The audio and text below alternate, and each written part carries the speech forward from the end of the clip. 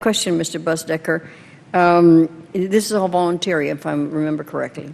The report, the amount of nutrients, the amount of farmers utilizing fertilizer that was being now informed in the way it's being utilized by you. Do you have data on that? Do you have any data shows the trend, the lines of the application of these nutrients to the land, both commercial and manure? Well, the voluntary part that you made mention was the certification program for the ag retailer. It's only about 70% certification, right? Well, not 70%. We've got, I think it was 17, I believe I said, that were certified ag retailers. Now, that's not farmers. That represents about 1.2 million acres in the western basin of Lake Erie and about 3,200 farmers. But as far as the participation on this nutrient management and so forth, that's a pretty high percentage of farmers because really our sales and certified crop advisors provide that information to the grower. Do you have any of that data? Specifically, I'm not sure I understand the question. The data on the shows the trend of the lines on the application of the nutrients, commercial and manure. Are you showing how much is being utilized? Well, we know based on crop production, that's how we determine how much to apply. It starts with a soil test, then we go through the crop production, we determine yield goals, and then we determine how much nutrient needs to be applied, which includes livestock waste, if there is livestock waste, as well as commercial nutrients. Okay. Well, could you provide any of the information to the subcommittee so we know what's happening and maybe be able to understand a little more? Certainly. Thank you, sir. And several of you have talked about the importance of the authorization of the GLRI that's in the HR 223. Mr. Lord does raise the importance of the reauthorization of the EPA's Great Lakes National Program Office and also of the Great Lakes Legacy Act. Both are laws. Do you agree that these programs also are important for Congress to reauthorize? If I may, yes. And the reason why is simply when we're working at the local level, it's all about consistency.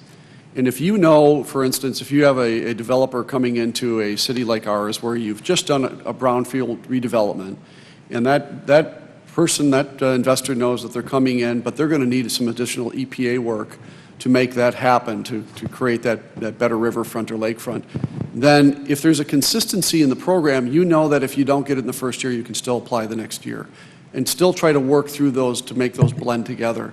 If there's no consistency and you don't know if that money is there, then you're always battling back and forth to see if the project's actually going to happen. So it's, for us at the local level, it's purely the consistency knowing that the opportunity is there. It allows us to do longer planning, create more efficiency, and make our projects more effective. Anybody else? I would agree. Having a suite of tools available, GLRI, Great Lakes Legacy Act, and then having a federal agency, in this case EPA, through the Great Lakes National Program Office, through GLIMPO, being able to really sort of be that voice and really have that set of relationships developed. So it does have importance. We think it has great importance moving forward. It adds to that clarity and adds to the collaboration. Anybody else? No? Well, thank you for that. Mayor Dickert, I hate to bring up the issue of the MS4. But that's going to have to be another issue that is going to affect all communities. And I'm sure you know Mary Ann Lutz. Oh, all too well. Who's now on my staff doing the MS4 work with EPA. Yes. So I would want to be sure that we communicate that we need to get more of that information so that EPA, it does work with the communities to ensure that that is done, that isn't heavy-handed as an unfunded mandate to our communities. Right. And candidly, the unfunded mandates that come down and sometimes the consent decrees that come down, we are already as a local level working on. We may not have met necessarily the goal, but I rarely know a mayor who simply sits back and says, whatever happens, happens. we're trying to work ahead of everything so that we don't have to worry about it. So any time that we can get the effort working together, it's great. It's dealing with the consent decrees and the mandates.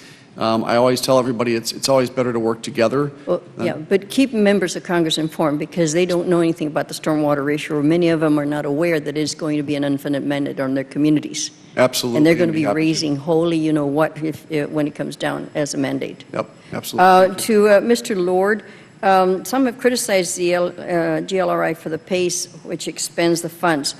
Isn't it true that these programs take years to complete and that a more appropriate measure would be the total number of funds obligated to the long-term projects? I would agree with that. We see that this is a region that has winter. The lakes freeze, there's snow cover. The ability for projects to actually be implemented can take years just by the vagaries of the weather patterns. I mean, we just don't know. So using obligations, I think, is a much better benchmark than trying to use expenditures or funds. Make more sense? I think it does, and I think the GAO report that came out in 2015 also highlights 3 or 4 reasons why expenditures may take longer and why you may not be seeing expenditures as quickly as you do the obligation of those funds. Thank you. Real question, Mr. Allen, real quickly. The issue that the EPA's old reporting system is now replaced by EGLE. Have you seen that system? Have you looked at it? I have not yet. I think it was still in final testing, and I have not had a chance to take a look. Are you being included in being able to understand how it will be applicable? We will, definitely. Okay. Thank you, Mr. Chair. Mr. Ribble. Thank you, Mr.